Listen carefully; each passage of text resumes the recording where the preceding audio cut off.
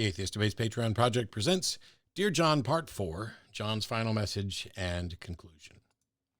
Hey everybody, hope you're doing well. I'm going to keep the summary on this brief as this is Part 4 of this, and I've never done anything like this before. If you haven't seen the first 3 parts, you're going to want to watch them first.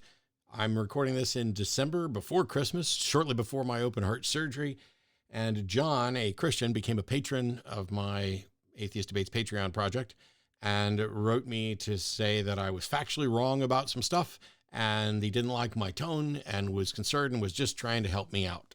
In the first video in this series, I talked about it in general, and then we went into this, it was mostly about the tone in the first one, and then we went into the specifics of his claims.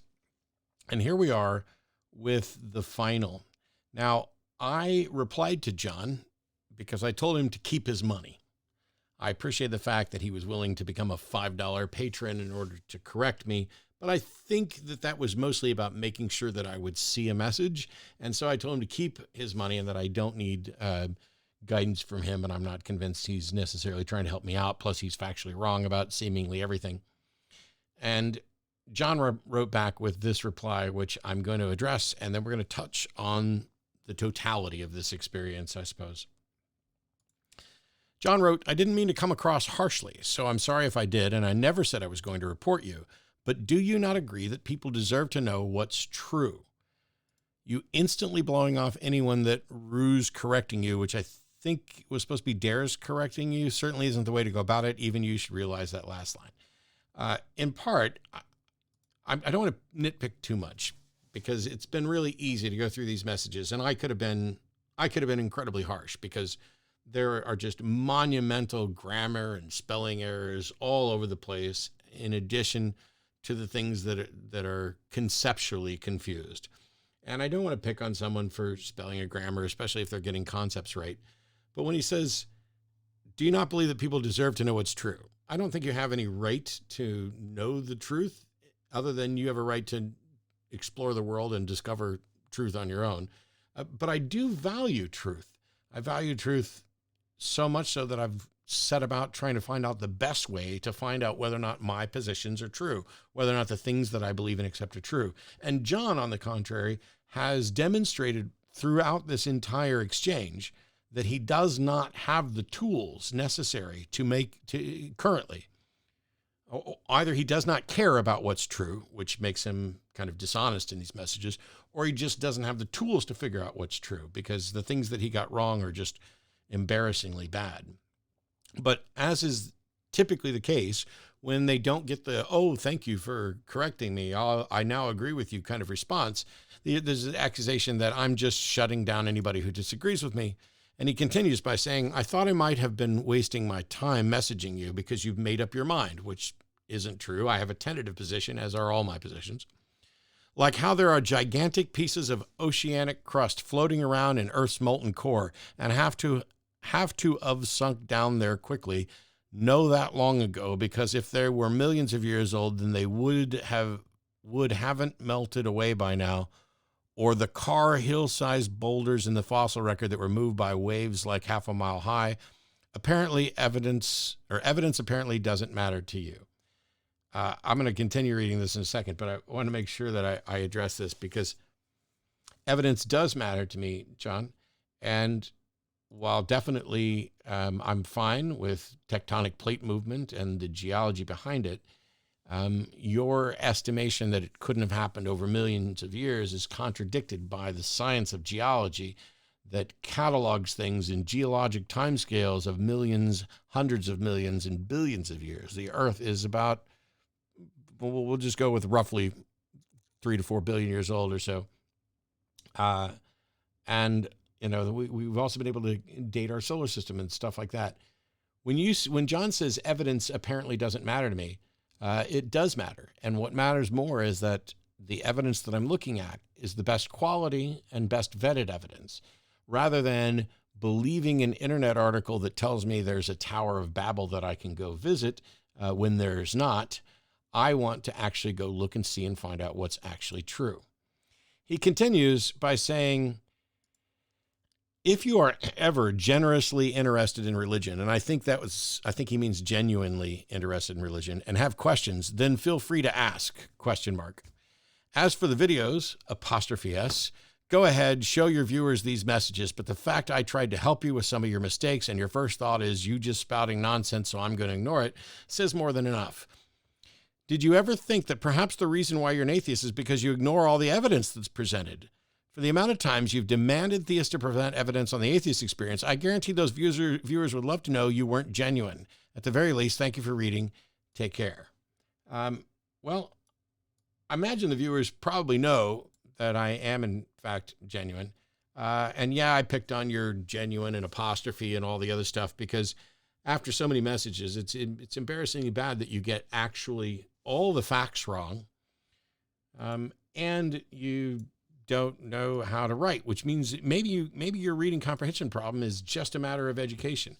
But when you write an email to me to suggest that I've already made up my mind, that I don't care about evidence, and that you were just trying to correct me, when in reality what you did was you wrote to me to tone police and tone patrol me to say that, oh, you shouldn't do this, it's insulting, without giving any specifics. And that when you didn't get the response you wanted to, you immediately accused me of not being genuine. For the people who are watching this, and I don't know if John's going to watch this or not, there's a part of me that doesn't think that John's arguing in good faith. I don't think he's genuinely concerned about the Atheist Experience channel getting canceled, or that he's just trying to make sure that I present facts to people because he doesn't seem to have any understanding of how to confirm what is true. At the beginning, he sent links that actively countered exactly what he was saying. He sent a link about genetics that did not hold the position that he did. Even in the very link that he sent, he couldn't be bothered to read it and understand it to know that it was saying the opposite of what he was saying. The same thing is true for his understanding of the God of the Gaps objection. John was wrong at virtually every turn. He was wrong about God of the Gaps. He was wrong about genetics. He was wrong about Adam and Eve and mitochondrial Eve. He was wrong about a Tower of Babel. He was wrong about Sodom and Gomorrah. He was wrong about chariot wheels. He was wrong about history, archaeology, everything. And yet he's so filled with confidence that he must become a patron and write into the godless heathen who he thinks doesn't care about the truth to say, here, look at all the things you're wrong about. When John is factually wrong about every one of them. This is what's happening in the world that we're in. People are being misinformed, and they're being misinformed on simple things that you could easily go out and verify. Now, maybe John's a fake. Maybe there's some atheist out there that decided, ooh, let me make an account and I'll give $5 and maybe I'll be a parody. But they didn't have any reason to think that I would read it or that I would respond to it or that I would make these videos. And so I don't necessarily know that there's a fake. And plus, John has already reached the conclusion that I'm not genuine. I don't get to reach that conclusion about John based just on this evidence because I know people who are absolutely genuine or seem to be genuine in their belief in Jesus Christ and the God of the Bible, and yet they are wrong about all of these things as well. I think Ray Comfort is sincere in his belief and his convictions, and he's monumentally wrong about evolution, but even he's not this wrong. I think Ken Ham is sincere, and that's probably what's led him to build the Ark Park, and now he's going to try and build a Tower of Babel. But even he's not this wrong. He's not still citing Ron Wyatt, and they pointed out that was fraudulent. John was wrong at virtually every turn. People are being misinformed regularly. And this is why I do what I do. This is why I do these videos. This is why I do the Atheist Experience, the Hang Up, all of these other programs. And it's why, and I don't normally make an appeal. You can go back through my videos. I don't think I've ever really made an appeal like this. It's why you should consider becoming a patron to support the work that goes on here. Because I will continue to put out content that addresses these things. Some of them are going to be very specific claims that are really easy to debunk. Some of them are going to be a little more complicated, where here's an argument that you need to tear down. I'm going to have, once I'm out of surgery, an update on the Kalam cosmological argument. I'm not going to address anybody by name, but somebody thought I left out the important horn too. And so we'll address that once I'm recovering. I'd like to implore you to potentially become a patron of this project if you feel that countering this sort of misinformation is critical. because right now it's propping up dangerous doctrines, and that works to create an anti-science, anti-knowledge, pro-mythology electorate that, if there were aliens visiting Earth right now, would make us the laughingstock of the galaxy. John, despite his claim that I don't care about truth and I'm not swayed by evidence and that maybe I'm just an atheist because I ignore all the evidence, I've spent hours producing 4 videos based on a couple of quick messages from someone I've never met at all. I hope John appreciates this, and I hope John thinks, because from his very first message, he said, how does someone know if they're correct if they're unwilling to hear that they might be wrong? I'm absolutely willing to hear that I might be wrong, John, but you didn't provide any evidence for any of your claims. You provided a bunch of bald assertions and then links to things that actually countered your claims. I'm curious whether John honestly cares about the truth and cares about how he might go about finding the truth, because he was just wrong about nearly everything, factually, obviously, and embarrassingly wrong. And that's something that's fixable, because despite messing around about grammar problems or anything else, or the confusion and the conceptual errors, including gross conceptual errors about some of this stuff, I don't begin by presuming that John is some hopeless idiot who's never going to understand this stuff. My presumption is that John and other people who see this, who may share John's views, who may think there's a real Tower of Babel, who may be confused about how mitochondrial Eve doesn't say that there was an original Eve as in the Bible.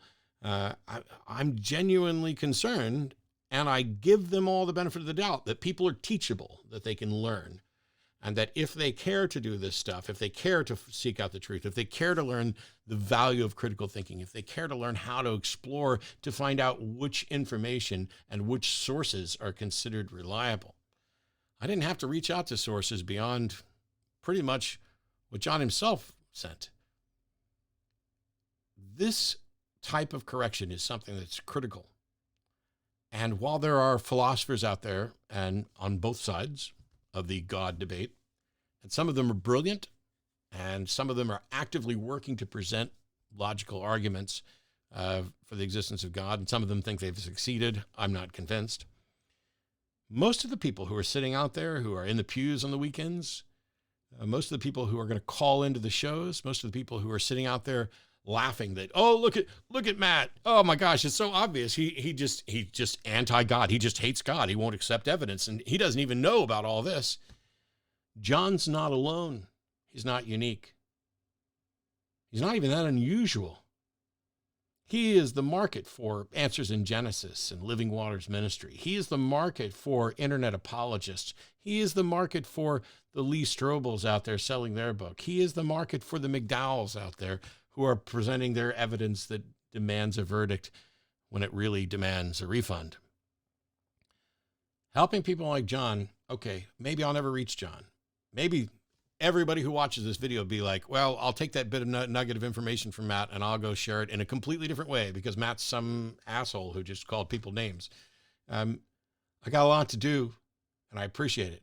And one last note of appreciation to the patrons here, because since I'm specifically asking people to do this, I'm going, at the time this is recording, this may limit the shelf life of this video, but I hope not. If it's already much later in the year, just ignore this part. But I'm going in for a quadruple or possibly quintuple bypass graft on my heart next week. I'm excited to get through it and move on. I hope that I don't, die on the table. But if I do, I will not be praying, and I will not be caring if somebody else is praying for me. Whatever happens is going to be science-based medicine. And the outcome of that's going to be based on the skills of the people in that theater, that operating theater, working on me and my overall condition. I hope once all this is done and I'm done recovering, that we can come back and maybe we will have heard something new from John, and maybe we will hear from other people. And if this is kind of content that you like, that you feel are going to find value from when you're having conversations with people at Christmas or at work or with apologists as you're just beginning your journey to go out and stand up for reason, rationality, critical thinking, skepticism, humanism, and being a godless heathen without being necessarily viewed by the world as if you're some kind of monster that doesn't care about truth, I will see you once I've recovered. Thanks. Bye-bye.